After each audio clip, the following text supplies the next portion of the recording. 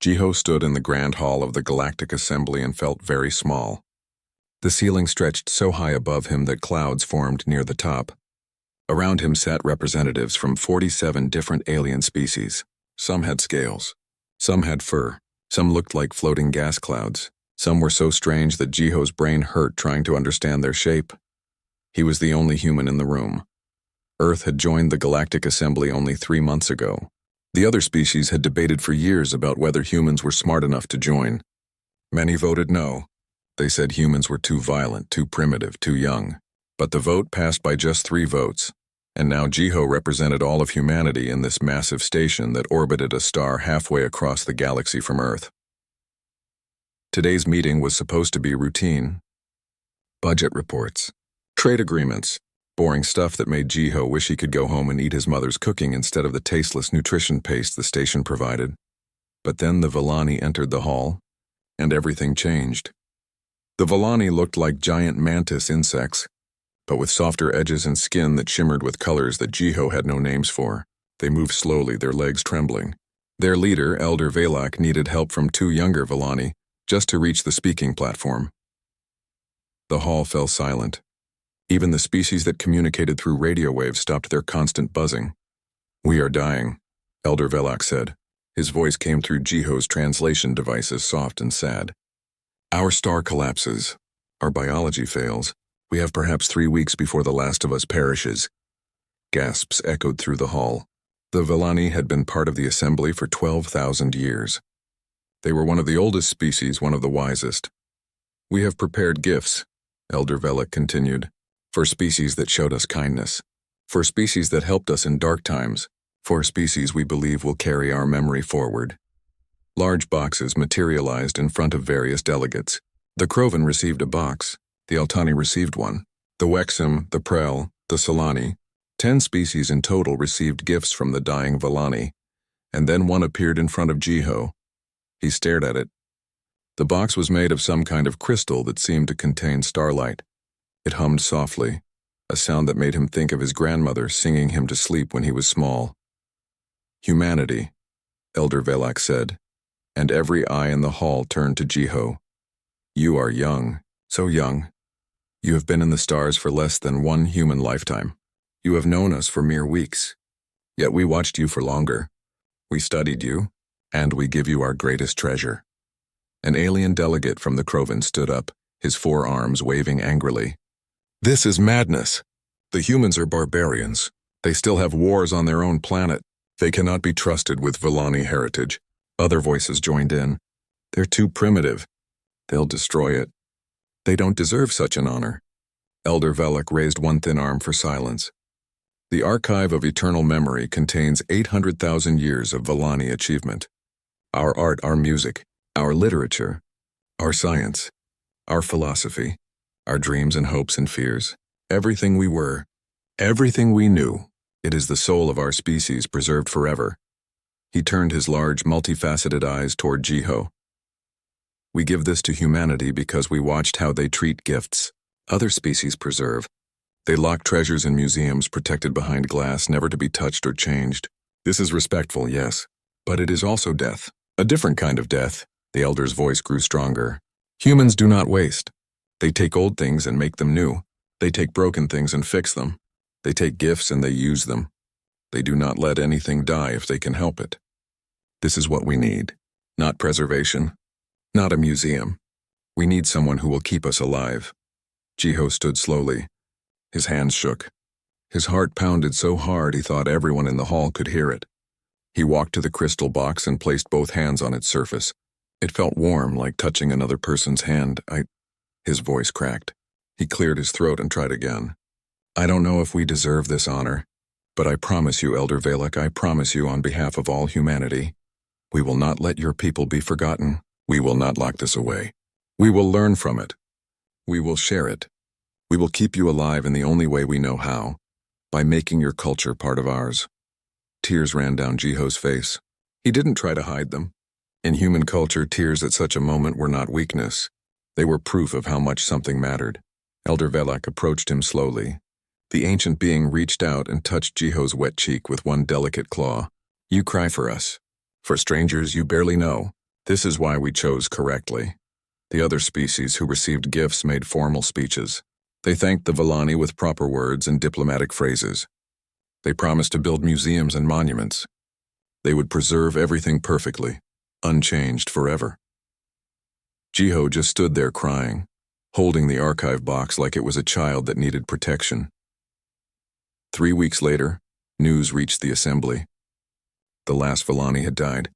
Their sun had collapsed into a black hole, taking their home planets with it. 800,000 years of civilization gone in a moment. The other species held memorial services. They placed their Villani gifts in special rooms with perfect temperature control and security systems. They would let no dust touch these precious artifacts. They would let no one damage these pieces of history. Jiho took the archive back to Earth. He placed it in a university in Seoul, in a room where thousands of people could come and study it. Not behind glass, not locked away. Right there, where human hands could touch it, human eyes could read it, human hearts could learn from it. The other alien species sent angry messages. "You're exposing it to danger. Someone might damage it. This is disrespectful." Jiho sent one message back to all of them. "The Villani didn't give us a museum piece. They gave us a responsibility, and humanity never wastes a gift." Within days, the room filled with scientists, artists, linguists, and students. They stared at the archive with wonder. They argued about what it meant. They made plans and took notes and started working. The galaxy watched and waited to see what humanity would do with the treasure of a dead species. They had no idea what was coming. Hana rubbed her tired eyes and looked at the symbols on her screen again. She had been staring at them for 6 hours straight. They still made no sense. "This is impossible," said Suho, one of her fellow linguists. He threw his stylus down on the desk. "We've been at this for 6 months. We can translate maybe 5% of the archive. At this rate, it'll take us 200 years to understand everything." Hana wanted to argue with him, but she couldn't. He was right.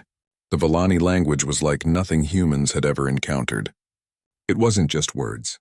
It was colors and sounds and feelings all mixed together. A single Villani word might be a shade of blue combined with a specific musical note and a memory of wind. How could humans possibly translate that? Around them, 10,000 other researchers worked in the massive facility that had been built around the archive. People from every country on Earth had volunteered. They worked in shifts day and night, trying to unlock the secrets of 800,000 years of alien knowledge, and they were failing. News had reached Earth about what the other alien species did with their Villani gifts. The Krovan had built a beautiful museum. The Altani had created a memorial garden. The Sulani had locked their gift in a vault with temperature control and radiation shielding, all perfectly preserved. All completely unused. The Galactic Assembly sent messages to Earth every week. "You should put the archive in a museum," they said. "You're going to damage it by exposing it to so many people. You don't have proper preservation technology. You're being irresponsible." But Jiho, who had become Earth's permanent ambassador to the Assembly, always replied the same way. "We're not trying to preserve it. We're trying to understand it. There's a difference." Hana understood that difference. Preservation meant keeping something safe but dead. Understanding meant bringing something back to life. Even if it was hard, even if it seemed impossible. That evening, Hana attended a meeting with specialists from different fields. Daewon, a neuroscientist, presented his research. "I think I know why we can't translate the Villani language," he said, showing brain scans on the large screen. "It's not about words. It's about how the Villani brain processes information. They experience the world completely differently than we do."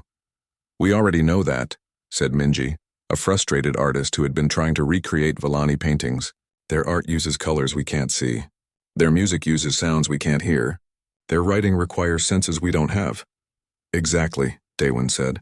"But what if we could teach our brains to process information more like theirs? Not change our biology, but train our neural pathways to make new connections." Everyone stared at him. "You want to change how our brains work?" Suho asked. "Not change. Expand," Daewon explained. "Humans already do this naturally. Musicians train their brains to process sound differently than non-musicians. Artists see colors differently. Mathematicians think in patterns most people can't perceive. What if we could train people to think partly like Villani?" It sounded crazy. It sounded dangerous. It sounded like exactly the kind of thing humans would try. Within a month, Daewon had developed a training program. It used special visual displays, sound frequencies, and meditation techniques. It would take months of practice, several hours a day. It might not even work, and they had no idea if there would be side effects. "We need volunteers," Hana announced to the research team. Every single person in the room raised their hand, all 10,000 of them. They started with a small group of 50 people. And I was one of them. For 3 hours every day, they sat in special rooms and let the training program rewire their neural pathways. They looked at colors that seemed wrong. They listened to sounds that made their teeth hurt. They practiced thinking in ways that felt unnatural. It was exhausting. Several people quit after the first week. More quit after the first month. But Hana noticed something changing in her mind. When she looked at the Villani symbols now, they didn't seem quite as alien. She started to see patterns she couldn't see before. Sometimes, just for a moment, a Villani word would almost make sense, not as a translation into Korean or English, but as a complete concept that included color and sound and emotion all at once. After 3 months of training, Hana sat down with the archive again. She opened a Villani text at random, and suddenly she could read it, not translate it. Read it, understand it, feel it. She gasped and called Daewon over. "It works. I can understand this. It's about the way morning light reflects off water, but also about the feeling of hope, and also about a mathematical equation that describes ripples. And it's all one word, one concept, one beautiful idea." She was crying again. She seemed to cry a lot these days. But she didn't care. News of the breakthrough spread through the facility like wildfire. The 50 volunteers who completed the training could now read basic Villani texts. They started teaching others. The training program expanded. Soon 500 people could read Villani, then 5,000, then 50,000. People lined up across Earth wanting to join the program. They didn't care that it was difficult. They didn't care that it took months. They wanted to learn. They wanted to understand. They wanted to know what the Villani knew. The Galactic Assembly heard about the neural training program and sent shocked messages. "You're modifying your own brains. For a dead species? This is disturbing behavior. You should stop immediately. Why would you change yourselves for aliens you never even met?" Jiho read these messages in his office on the assembly station. He thought about how to respond. Finally, he sent one simple message back. "The Villani gave us their culture. The least we can do is learn to speak their language properly." But privately, he told Hana something different during their video call. "They don't understand us. The other species see the Villani as dead. We see them as teachers we never got to meet." "There's a big difference," Hana nodded. She was working on translating a Villani poem. It was about flowers that grew on their homeworld. Flowers that would never bloom again anywhere in the universe. The poem made her sad but also grateful. Sad that the flowers were gone. Grateful that someone had taken the time to write about them, so they wouldn't be forgotten. "I had a thought today," Hana said. "Every species in the galaxy treats death the same way. They preserve, they memorialize, they lock things away.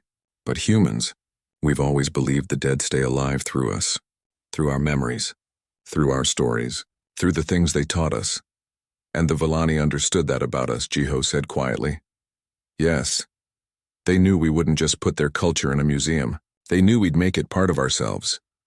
A year after starting the neural training program, the translation project had advanced more than anyone thought possible. 20% of the archive was now understandable. Hana's team was publishing papers, creating art, and sharing what they learned. And they discovered something wonderful. The Villani had been kind, gentle, curious. They had loved beauty and learning. They had written poetry about ordinary things like rain and friendship. They had created music that celebrated simple joys. They had been people in all the ways that mattered. Hana stood in front of the archive crystal one evening, alone in the quiet facility. She placed her hand on its warm surface. "We're learning," she whispered to the dead species. "We're listening, and we promise we won't stop until we understand everything you wanted to teach us." The crystal hummed softly as it always did, but somehow, to Hana's newly trained brain, the hum sounded almost like approval. Yuna stood on the stage and felt her heart racing. 50,000 people sat in the concert hall. Another billion watched on screens across Earth. And somewhere out in the galaxy, alien species were watching too, curious about what the humans had done with their Villani gift. She lifted her violin. Behind her, an orchestra of 200 musicians waited. They had practiced for 6 months for this moment. Tonight they would perform the first Villani symphony ever played by human hands.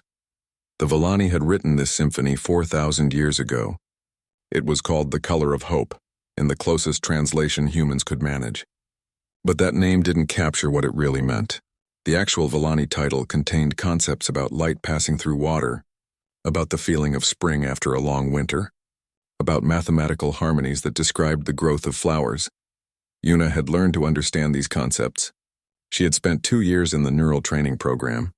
Now, when she read the Villani musical notation, she didn't just see notes. She saw colors. She felt emotions. She understood the mathematics of beauty that the Villani had discovered. She began to play. The music was strange. It used intervals that sounded wrong to human ears at first. But as the symphony developed, something magical happened. The wrong notes started to sound right. The unusual harmonies began to make sense. The alien rhythms became natural. By the end of the first movement, people in the audience were crying. By the end of the symphony, everyone knew they had experienced something that had never existed before. A perfect bridge between two species separated by 800,000 years and half a galaxy. The recording of that concert spread across Earth in hours. Within days, it had reached the Galactic Assembly. Within weeks, it had been downloaded 20 billion times by species across the galaxy. The aliens were stunned. "They're playing Villani music?" the Krovan delegate said in disbelief. "But they're not Villani. They changed their own brains to understand it," another delegate said. "That's disturbing, but they kept listening. They couldn't help it. The music was too beautiful." Yuna became famous overnight. Reporters wanted to interview her. Other musicians wanted to learn from her. But she spent most of her time teaching. She created programs to help other humans learn to play Villani instruments, to understand Villani musical theory, to feel the mathematics of Villani composition. "The Villani discovered things about music that we never knew," she told her students. "They understood that sound and color and emotion are all connected.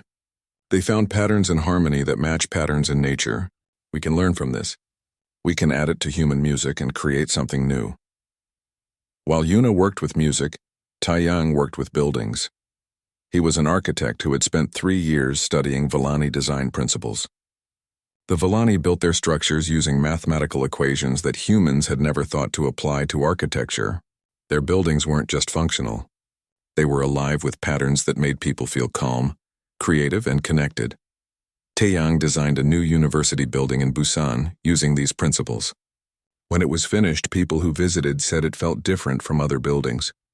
They felt more relaxed there. They thought more clearly. Ideas came easier. Scientists studied the building and discovered that Taiyang had used Villani mathematical harmonies in the proportions of every room, every window, every corridor. The building's dimensions created subtle resonances that affected human psychology in positive ways. "The Villani understood something we didn't," Taiyang explained at a conference. "They knew that spaces shape minds. They designed their buildings to make people better, kinder, smarter, more creative.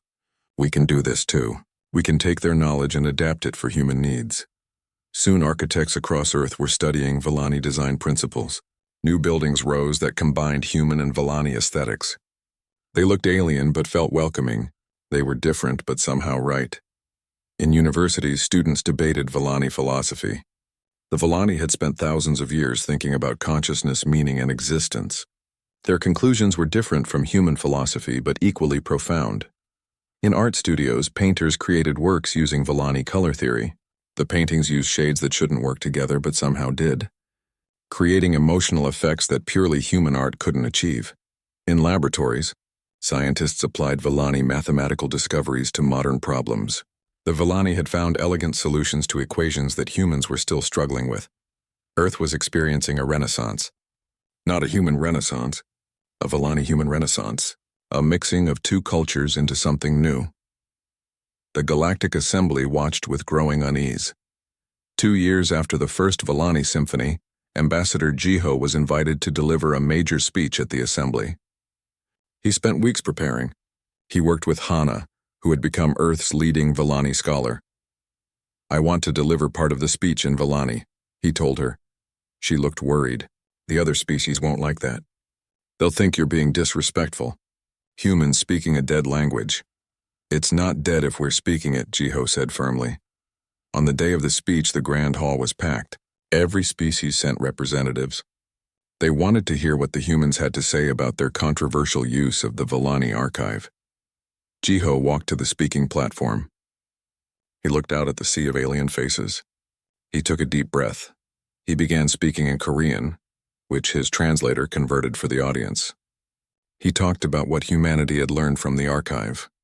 He showed images of Yuna's concerts, Taeyang's buildings, the art and science and philosophy that humans had absorbed. Then he switched to Villani. The hall went silent. Translators struggled to convert his words. But the concepts Jiho expressed had no equivalents in most languages. He was talking about ideas that only existed in Villani philosophy, thoughts about the connection between learning and becoming, about how understanding another species changed you into something more than you were before. When he finished that section and switched back to Korean, he could see shock on every alien face. A Krovan delegate stood up. "This is wrong. You're wearing their culture like a costume. You're playing pretend with the heritage of a dead species." Jiho shook his head. "No, we're not pretending. We're continuing." "There's a difference." "What difference?" Another delegate demanded. "The Villani gave their culture to us not to preserve but to grow. We've learned their language. We've studied their art. We've absorbed their philosophy. And now we're creating new things with it.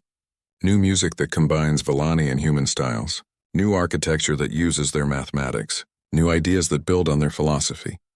He pulled up images on the screen behind him. "Look at this painting. A human artist created it, but she used Villani color theory. Look at this equation. A human mathematician solved it using Villani mathematical principles. Look at this building, this song, this poem. They're all new. They're all something the Villani never created. But they wouldn't exist without the Villani."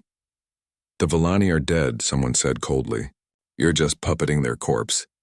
Jiho felt anger flash through him. He fought to keep his voice calm.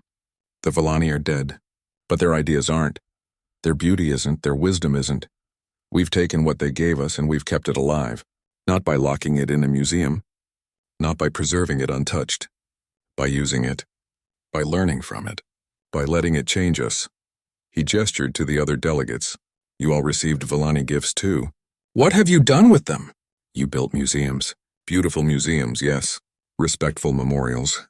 But empty ones, dead ones. You preserved the Villani culture so perfectly that nothing can touch it, nothing can change it, nothing can grow from it. That's what you do with a gift.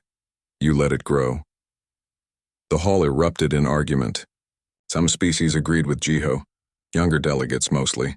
They had seen what humanity created and felt something stir in them, a question about whether perfect preservation was really the best way to honor the dead. But older, more conservative delegates were outraged. They accused humanity of grave robbing, of cultural theft, of disrespecting the deceased. Jiho let them argue. He had said what he needed to say. That night, back in his quarters, he received a message from Earth. It was from Hana. "We found something in the archive," she wrote. A file hidden deep in the cultural records. "Jiho, I think you need to see this." She attached a document. Jiho opened it and started reading. His hands began to shake. The document was a prediction written by the Villani elders thousands of years ago. They had predicted their species would die, and they had predicted what would happen after. They had known. They had known humanity would do exactly what it was doing, and they had wanted it this way. Nari walked into the classroom and smiled at her students. They weren't human students. They were young Krovan, their forearms folded politely as they waited for the lesson to begin. Their parents had been horrified when they signed up for Nari's class. But the young Krovan were curious about what the humans had learned from the Villani. "Today," Nari said, "we're going to learn about Villani poetry." She had been teaching for 3 years now, traveling to different alien worlds and offering classes about Villani culture. At first, only a few brave young aliens attended. But word spread. Now she had waiting lists months long. The young were always braver than the old. "This poem is about water," Nari continued, displaying the Villani symbols on the screen. "But it's also about change and time and the way memory flows. Memory." The Villani didn't separate these concepts. To them, Water and memory and time were all connected. A young Crovan raised one of her hands. My mother says it's wrong to study dead cultures like this. She says we should just remember them, not try to understand them. What do you think? Nari asked gently. The young Crovan hesitated. I think if we just remember them without understanding them, we only know that they existed. We don't know who they were. Nari nodded. That's a wise observation. Across the galaxy, similar conversations were happening. Young aliens watched what humans were doing and asked questions. Hard questions. Questions their elders didn't want to answer. The Altani had received ancient texts from a species called the Reth, who died out 5,000 years ago. These texts sat in a museum, untranslated. A group of young Altani asked the museum director, "Why haven't we translated them?" "We're preserving them," the director said. "But how can we learn from them if we can't read them?" The director had no good answer. The Sulani had received musical instruments from the Kree species, extinct for 8,000 years. The instruments sat in climate-controlled cases, never touched, never played. A young Sulani musician asked, "What's the point of saving instruments if no one ever makes music with them?" "We're keeping them safe," her teacher said. "Safe from what? From being used for their purpose?" Again, no good answer. A movement began among the young of the galaxy. They called it the Awakening. They questioned why their species locked away the gifts from dead civilizations. They asked why preservation meant no one could touch, study, or learn from these treasures. The older generation was deeply uncomfortable. "This is the human influence," they said. "Humans are corrupting our young with their disrespectful attitudes." But the young kept asking questions. Minho, working as a human diplomat on the assembly station, found himself at the center of a growing storm. Conservative alien factions accused him of cultural contamination. They said humans were spreading dangerous ideas about how to treat heritage and memory. "You're grave robbers," one old Wexham delegate spat at him. "You dig up the past and parade it around like entertainment." Minho kept his temper, though it was hard. "We're not digging up anything, we're learning. There's a difference between respecting the dead by never touching what they left behind and respecting them by trying to understand what they wanted to teach. The dead want to rest in peace. The Villani didn't want peace. They wanted to be remembered. They wanted their culture to continue. That's why they gave us the archive." The argument spread through the assembly. Progressive species supported the human approach. Conservative species demanded Earth be punished for cultural violations. The assembly fractured into factions, unable to agree on what counted as proper respect for extinct civilizations. Meanwhile, Hansel made a discovery. He was a historian working, deep in the archive, studying the final years of Villani civilization. He found personal journals written by the Villani elders who decided where to send their cultural gifts, and he found their predictions. "They knew," Hansel said to Hana during an emergency video call. "The Villani elders knew exactly what would happen." "Look at this entry." He shared his screen. Hana read the translated Villani text. "We debated for years about who should receive the archive. The Crovan would protect it well. The Altani would honor it properly. The Sulani would preserve it perfectly. But protection, honor, and preservation are all forms of burial. We do not want a tomb. We want life." We studied the humans. They are young and violent and strange. Many of my fellow elders say humans are too primitive, too dangerous. But I have watched their history. I have seen what they do with gifts. They do not lock them away, they use them. They break them apart and put them back together in new ways. They take old ideas and make them new. This is what we need. The other species will preserve us like insects in amber, perfect and dead. Humans will take us apart and rebuild us. They will change us, they will add to us. They will mix us with their own culture until something new emerges. Some call this disrespectful. I call it immortality. Not the immortality of a perfect statue that never changes. The immortality of a river that flows forever, always moving, always becoming something new while still being itself. We are dying. Our species ends. But our ideas, our art, our ways of thinking, these can live forever if someone keeps them alive. Not preserved. Alive. Growing. Changing. Continuing. I vote we give the archive to humanity. Let them tear it apart. Let them question it. Let them argue with our philosophy and remix our music and rebuild our mathematics. Let them make mistakes with it. Let them make it theirs. Because if they make it theirs, then we become part of them. And as long as humanity exists, so will we. Hannah finished reading. Tears streamed down her face. They planned this. They knew the other species would be angry. They knew humans would be criticized. They knew the galaxy would debate our approach. They wanted all of this to happen. Why? Hansel asked, though he thought he knew the answer. Because they wanted to wake the galaxy up. They wanted to challenge how everyone thought about death and memory and heritage. They knew if humans took a different approach, other species would start asking questions. She was right. The Villani had seen their own death coming and decided to use it as a final gift, not just to humanity, but to the entire galaxy. They wanted to teach one last lesson about the difference between preservation and life. Hansel published his findings. The document spread through academic circles, then to the general public, then to the Galactic Assembly. The conservative factions were shocked into silence. The Villani elders, whom they all claimed to respect so deeply, had explicitly wanted humans to do exactly what they were doing. How could they argue against the direct wishes of the deceased? But some tried anyway. The elders were dying, one delegate argued. They weren't thinking clearly. We know better than they did what's good for their culture. Minho stood up in the assembly hall. So you're saying we should ignore what the Villani wanted because you know better than them? You're saying your desire to preserve their culture perfectly is more important than their desire to see it grow? The delegate had no answer. A young Altani scholar spoke up, her voice shaking but determined. I read the humans' translation of Villani philosophy. The Villani believed that clinging to the past prevents growth. They believed that perfect preservation is another word for death. They believed that the only way to truly honor someone who died is to let their ideas keep living, keep changing, keep growing. An old Altani elder hissed at her. You've been corrupted by human thinking. No, the young scholar said firmly. I've been educated by Villani thinking.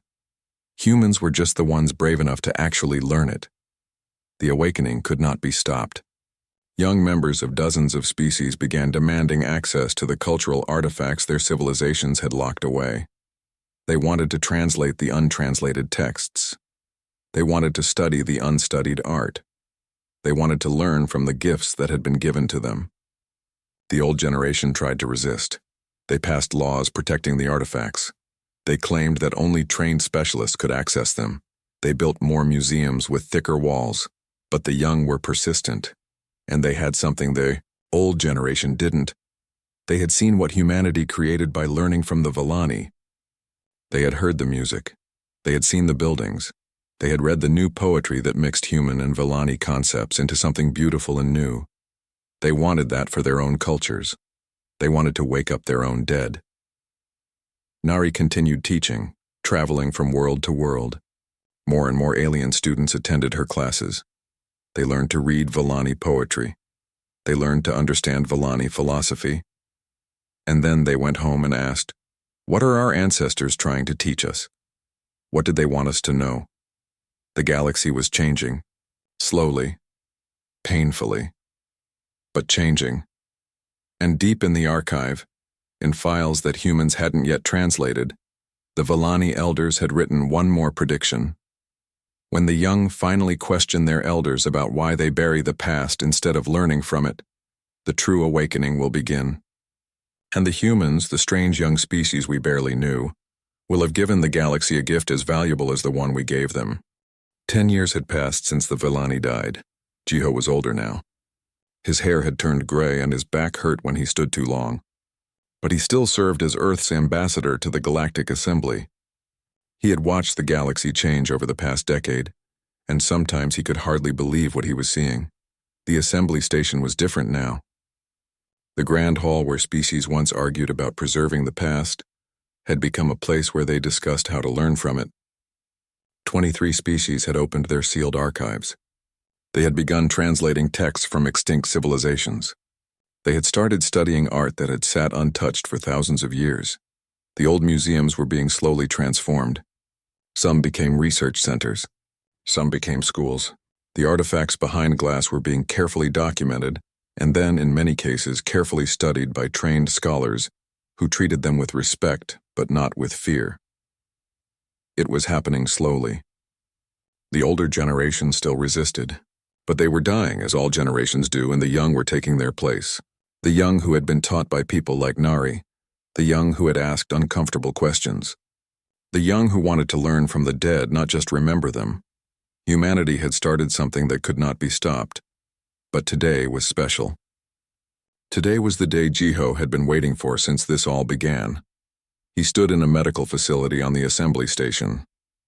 Through a window, he could see Jiwon, the lead geneticist, working with her team. They moved carefully around an incubation chamber that held humanity's most ambitious project yet.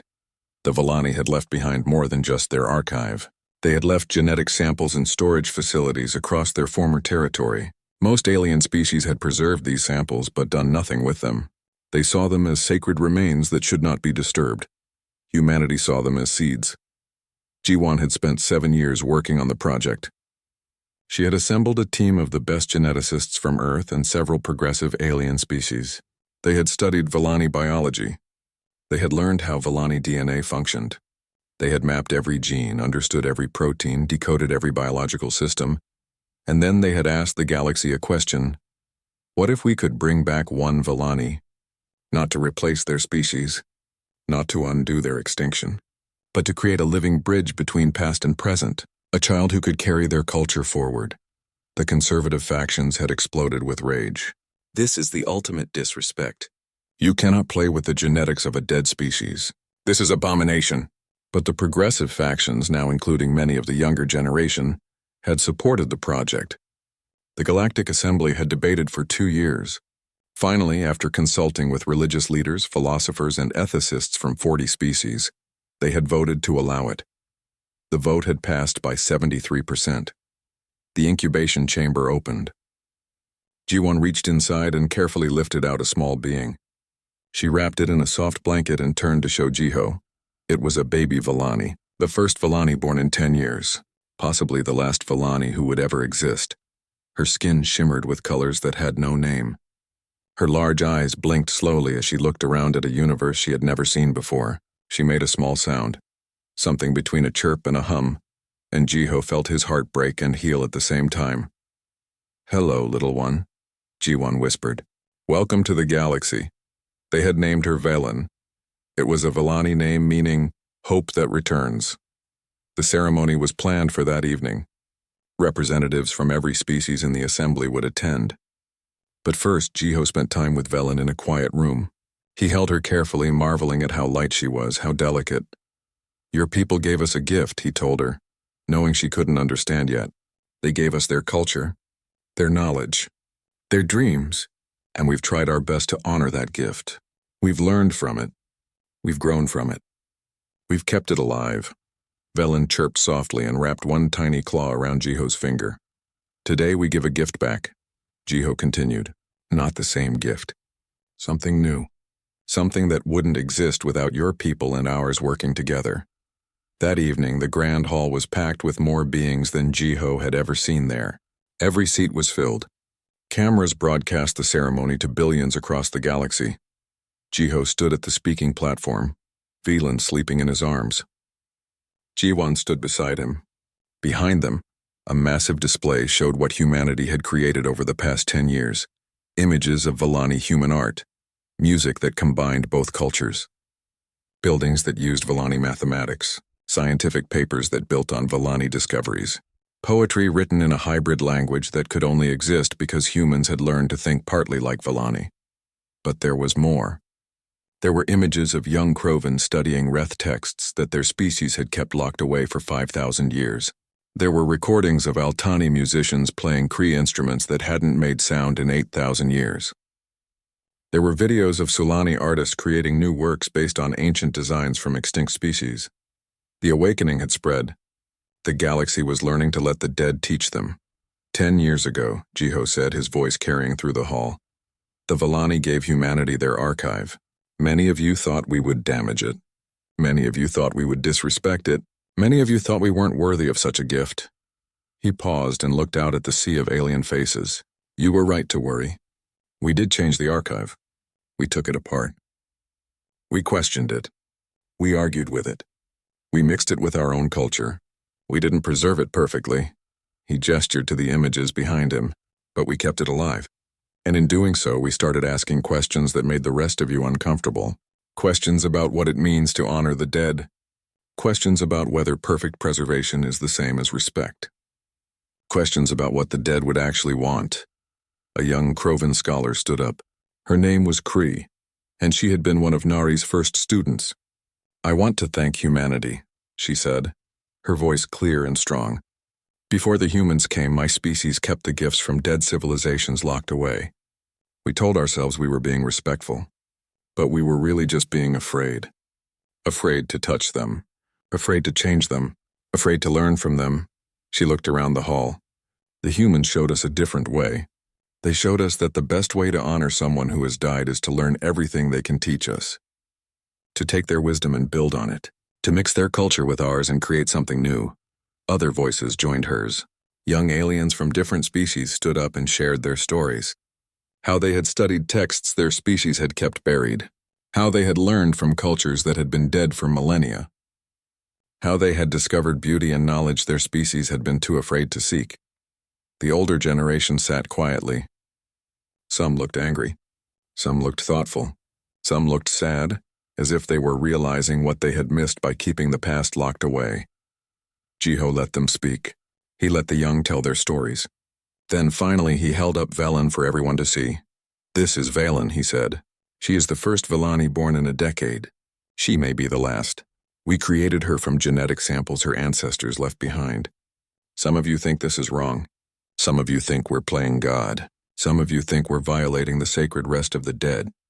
He looked down at the sleeping baby. But the Velani didn't want to rest. They wanted to teach. They wanted to grow. They wanted their culture to live on, not as a museum piece, but as a living, changing, growing thing. Jiho walked to the center of the hall. A pedestal rose from the floor. On it sat the archive of eternal memory, the crystal that had started everything. The Velani gave this archive to humanity to keep safe. Jiho said, "We've done that, but we've done more than that. We've studied it. We've learned from it. We've added to it." He touched the crystal and it projected images into the air. The original archive had contained 800,000 years of Velani culture. But now it was bigger. Humans had added their own contributions. 10 years of new music composed in Velani style. New poetry written in the Velani language. New art created using Velani principles. New scientific discoveries built on Velani foundations. The archive had grown. It was no longer just Velani. It was Velani and human. It was a living culture, not a dead one. The archive belongs to Velen now, Jiho said. It belongs to her people, even though she's the only one left. But it's not the same archive the Velani gave us. It's bigger. It's different. It contains ideas and art and knowledge that the ancient Velani never created. It's what happens when you let a culture live instead of preserving it in amber. He placed Valen's tiny claw on the crystal. It hummed, recognizing Velani DNA, accepting the new guardian of its knowledge. Velan opened her eyes. Jiho had arranged for her to receive the neural training that humans had developed. Even as a baby, her brain was already forming the pathways that would let her understand both Velani and human ways of thinking. She would grow up able to read the archive naturally, but also able to understand human concepts. She would be a bridge between species, between past and future. We returned the archive to the Velani, Jiho said, but it's not the same gift they gave us. It's bigger now. It's alive, and it will keep growing as long as someone keeps learning from it. The hall was silent for a long moment. Then slowly beings began to stand. First the young,